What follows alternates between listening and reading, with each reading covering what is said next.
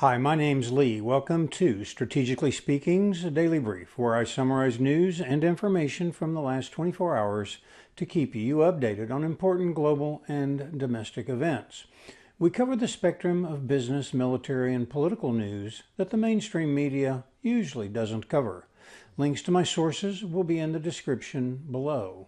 If you enjoy this content, please like, send a comment, and subscribe. It really helps the algorithm discover our channel and expand our exposure. Now, let's get started. Today we'll be covering 4 topics. We'll be talking about Europe, China, the Western Pacific, and the United States. Turning our attention first to Europe, Chancellor-designate Friedrich Merz in Germany has reaffirmed Germany's commitment to the Ukraine by appointing pro-Kiev MP Johann Wadenfeld as foreign minister. Merz's CDU-CSU alliance, in coalition with the SPD, plans to increase defense spending and establish a national security council to counter Russian aggression and address domestic concerns over immigration. Turning to France, supporters of Marine Le Pen's national rally have organized protests across France following her conviction for embezzlement, which bars her from running for office until 2030. These demonstrations have drawn international attention, with people like Donald Trump expressing support for Le Pen. Looking now to the United Kingdom, under Kemi Badenoch's leadership, the Conservative Party is bracing for significant losses in upcoming local elections. The rise of Nigel Farage's Reform UK Party is reshaping the political landscape, prompting discussions about potential coalitions and the need for conservatives to redefine their platform. Now turning our attention to China. China has retaliated against U.S. tariffs by imposing a 125% tariff on all American imports.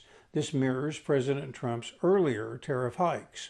The tit-for-tat measures have led to significant escalations in trade tensions, with both nations imposing steep tariffs on each other's goods.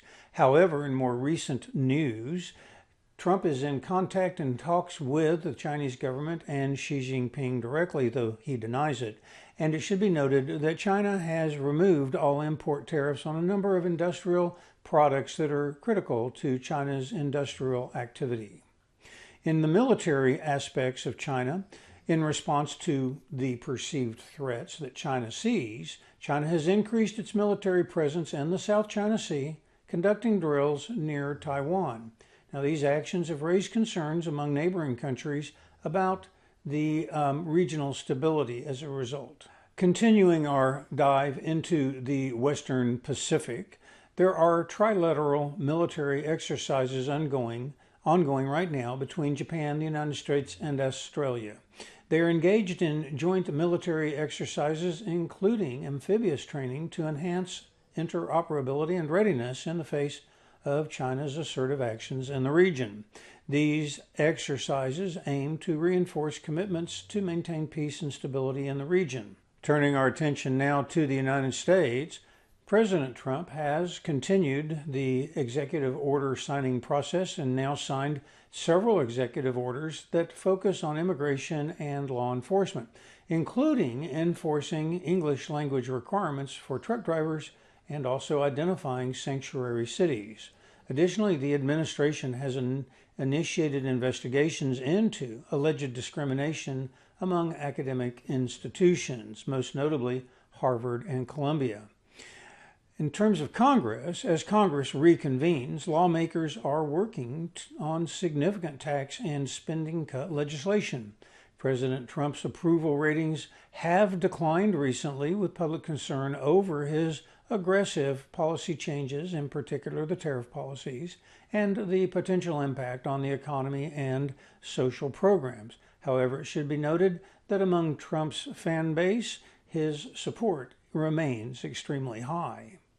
If you've enjoyed this, please like, comment, and subscribe. We'll see you tomorrow on the next Daily Brief. Thanks for watching.